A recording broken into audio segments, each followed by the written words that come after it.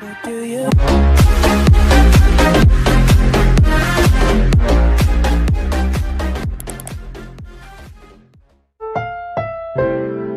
This program is rated SPG. It contains scenes with themes, language, violence, sex, horror, or drugs, which may not be suitable for children. Strong parental guidance is advised.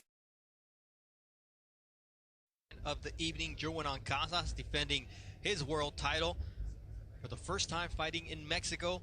8th world title defense. He'll be taking on Miguel Gonzalez of Santiago, Chile, who's fighting for the first time for a world title. I imagine a lot of nerves on that young man right now. Bernardo, Ancajas has fought everywhere. He's fought in China, U.S., Australia, North Ireland. I mean, this man has no problem fighting you in your home country, wherever you from, your hometown, it doesn't matter. Have ring will travel. That's the Navy man's, his theme. I mean, this guy is not afraid to go anywhere. No. As you mentioned, he's an international traveler. He just received a promotion to Senior Chief Petty Officer in the Philippines Navy Reserves on August 19th. So even though he couldn't fight because of visa issues of his opponent, he still kept busy, and that boot camp mentality is what you can see the great shape he's in. That's right. Now, what's the pitfall of, preparing? It was already a long camp that he had for November 2nd. I remember talking about that, and then next thing you know, it's postponed a whole month. What's that like, Tim? It's just maintenance, honestly. You're supposed to fight, and you just got to go back, get a little rest, then get back in the gym, and then just try to peak again peak at the right time again. So, his trainer is in charge of that. He's got a trainer who's he's been with forever, Joven Jimenez, since his 4th pro bout in 2010. And as well, for his last few fights, he's got a conditioning coach as well as a nutritionist. And you got to have that. The last couple times, he's looked a lot better, because there was a point where we saw him come into one of our fighter meetings and he was done.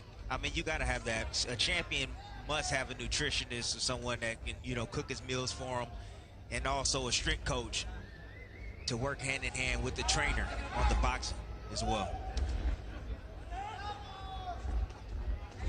See the looping right hand from Miguel Gonzalez. Not a big puncher. He's only got 24% of his wins by knockout, 8 knockouts and 31 wins for the fighter out of Santiago. I mentioned he wants to become the first male boxer from Chile to win a world title. And I mentioned the male fighter because Carolina Rodriguez, she won the female IBF bantamweight title and then vacated it, but she was Chile's first ever world champion. And you see Gonzalez not really using his jab. His attack is the body. He likes to break guys down to the body and then shoot shots up to the head. So expect a lot of body punching from both guys in this fight. Nice body shot right there from Ancajas. Ancajas is basically saying, okay, you want to go to my body? Well, I'm going to go back down. I'm going to go down to your body. We already saw that Marriaga finished the fight with a body shot at the start of this broadcast, and we see a push there from Jerwin Ancajas as round number 1 comes to an end.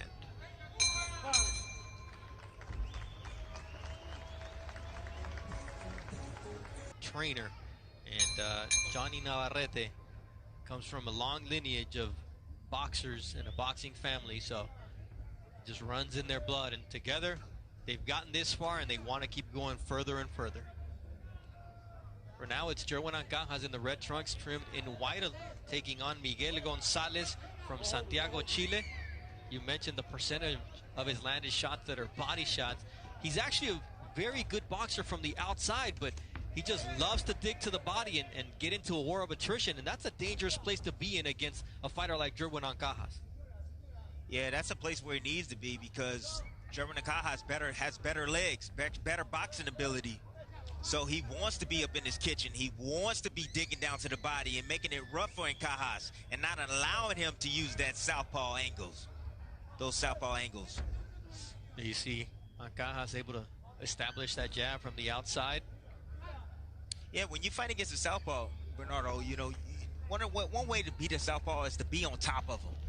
Take those angles away, push him backwards, And if Gonzalez can push him backwards and make Ancajas uncomfortable, well, that's going to increase his, his opportunity to win this fight. His name is El Aguja, which means the needle, so he's got to thread the needle here against Jerwin Ancajas. Get inside, use the jab, work the body, but get out of harm's way because Ancajas is a dangerous finisher. Right on the belt line was that right hand from Gonzalez.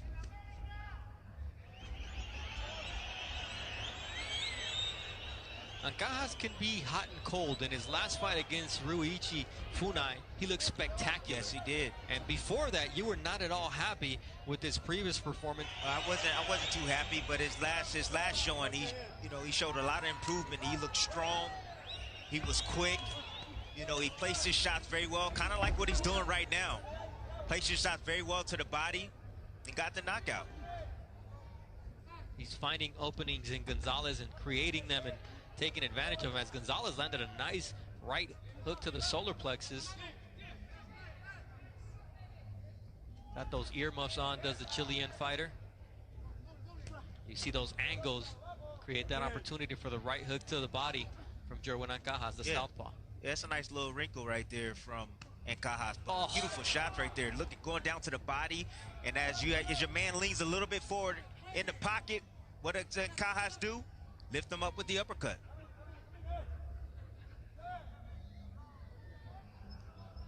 There's taking what the opponent gives you, and there's creating openings and opportunities, and that was the case for Jerwin Ancajas here as we close out round 2 of a scheduled 10-rounder with the world title on the line. It is a special feeling.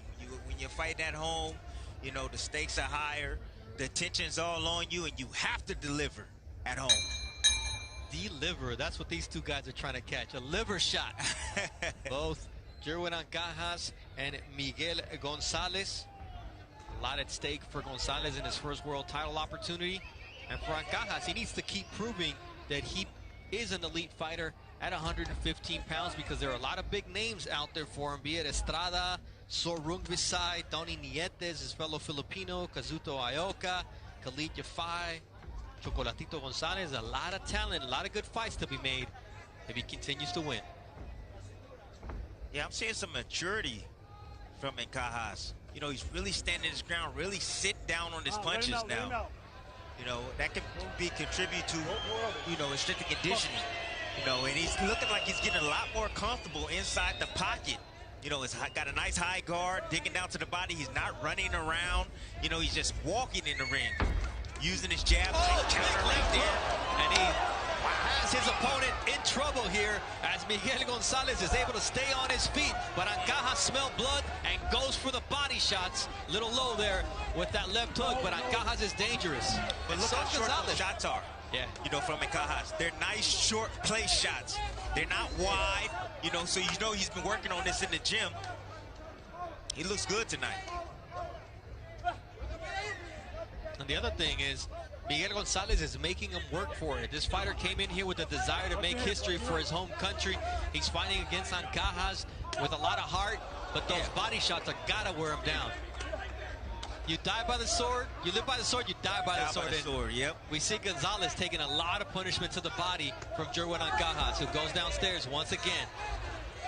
Nice right hand there from Gonzalez. Yeah, Gonzalez had no choice but to get inside the kitchen of Ancajas because Ancajas is just too athletic for him, too much ability. Big NBA fan. His sons are named after Kyrie Irving and Kyle Korver. And his daughter, just less than a year old, JC Kiera.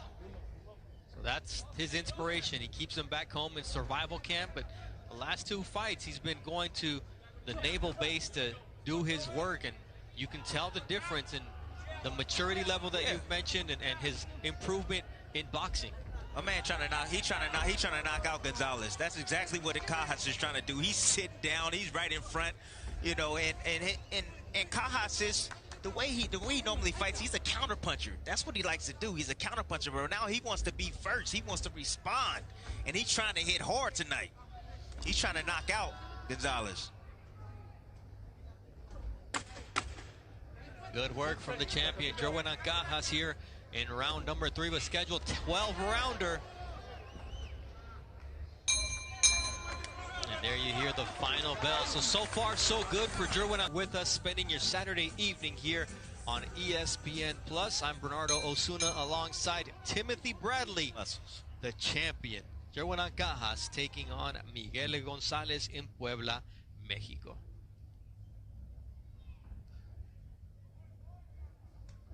Ancajas now on the hunt. You mentioned it, the way he closed out the previous round, and now how he comes out for round 4. He's found his distance. He's found his openings on Gonzalez, and he's taking advantage. No, he just really asserted himself. That's what I like about him. You know, he's really asserting himself. He's not just looking just for counter shots. You know, he's trying to lead, and he's trying to be defensive at the same time and then lead again. Tim Bradley being effusive with his praise of Jerwin Ancajas. Let's get this on tape. The fans in Mexico, though, expecting a lot more. And they're letting both fighters know here in round 4. It's been an entertaining fight so far. Ancajas has a nice jab. When he uses it, it's definitely effective for him. Setting up the backhand right there. And every now and then you see Gonzalez, he'll jump in there, he'll leave himself wide open, and Ancajas will take advantage of it. Ancajas lands 5 of 25 jabs per round. There you see that leaping punch, reminds us of Teofimo Lopez. Yeah, it was a leap. It was a leaping punch, but typically Ancajas would get hit with a shot like that, but he didn't this time. He held that phone.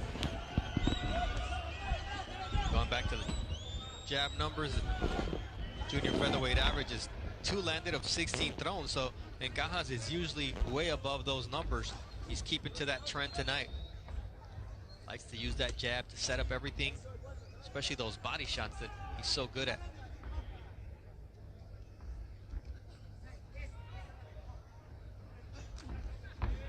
Nice counter right there from Ancajas.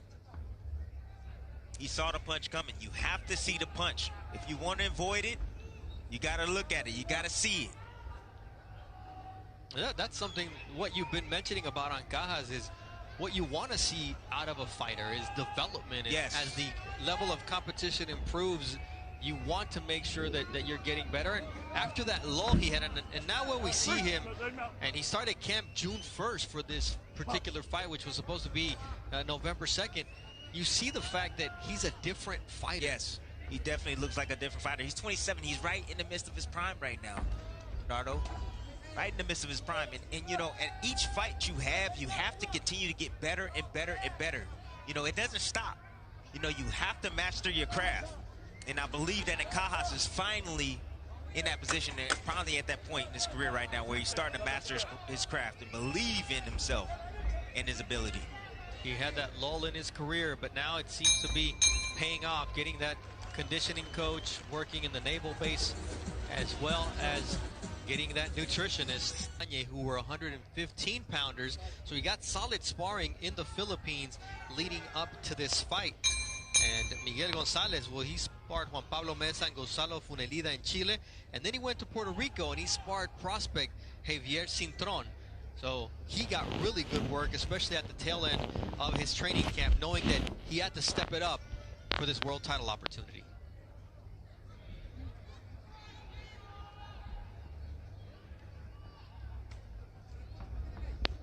When in doubt, stick out the jab. That's exactly what Jerwin Ancajas did. That's exactly what you have to do, you know, especially in dead spots. You know, the young fighters out there that's just, you know, sitting there posing in front of each other. Get your jab working. You know, if you get your jab working, it's going to set up things for you.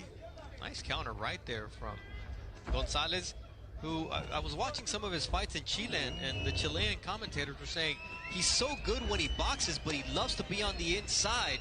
And right now you see his effectiveness fighting from the outside. The fans not digging it.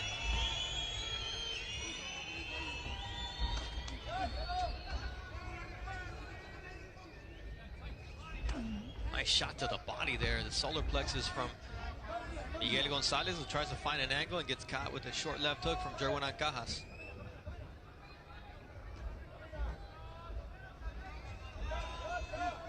Little low with the left hook from Gonzalez. Hit the leg of Jerwin Ancajas.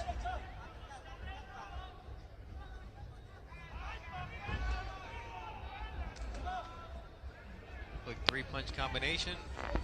Good defense from Miguel Gonzalez. See the total punches thrown so far, and Ancajas just a lot more active, a lot more effective, and 3% more accurate so far through the first 4 rounds of this scheduled 12-round fight. Almost a clash of heads right there. Both guys exchanging.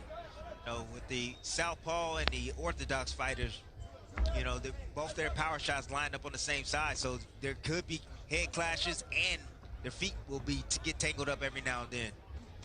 So their lead foot, I should say.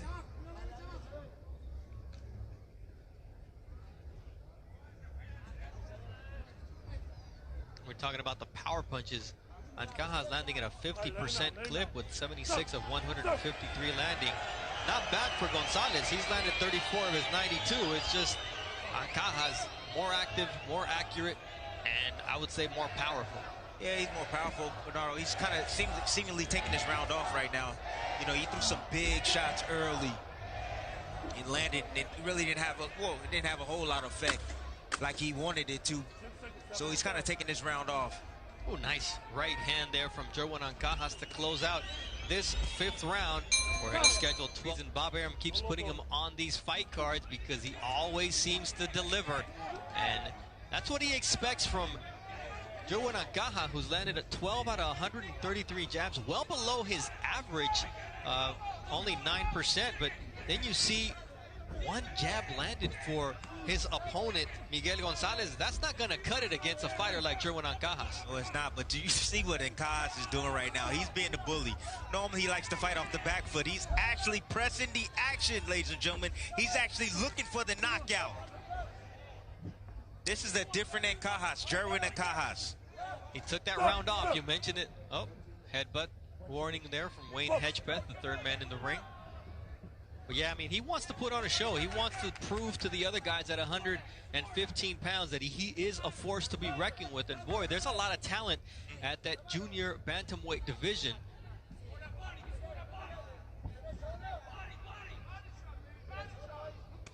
You see that body shot once again from Jerwin Ancajas. You could hear it.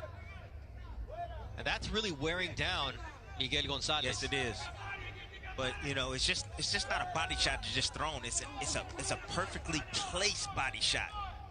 Like he sees the opening and he's attacking it. And he's digging. He's punching through the ribs of his opponent. Nice uppercut, and his opponent is hurt. And here comes Jerwin Ancajas trying to finish Miguel Gonzalez here in a round 6 of this World Championship fight. Gonzalez holding on for dear life, and down he goes, but it's not a knockdown. Very smart from Gonzalez. Very, very smart from Gonzalez. Ooh, Jerwin Ancajas swings and misses, but Gonzalez is not well. His legs are wobbly, and the left of the shot. It would have been better for him to go down, because if not, Wayne Hedgepeth had no choice but to stop this fight. That's right. You know, sometimes when you hurt fighters, we just tend to go to the danger. You know, sometimes you got to be in there thinking, take the knee, recover, allow yourself another chance, a fighting chance to come back and turn the tide. We talk about the lack of experience in big fights, and that may have come back to haunt Miguel Gonzalez. When he was hurt, if he goes down by those shots, that's fine. Or even takes a knee. Take the knee. But instead, he gets pummeled. I've been in fights where I knew I was hurt, and I knew if I got hit with one more big shot, that I need to take that knee before that shot happens.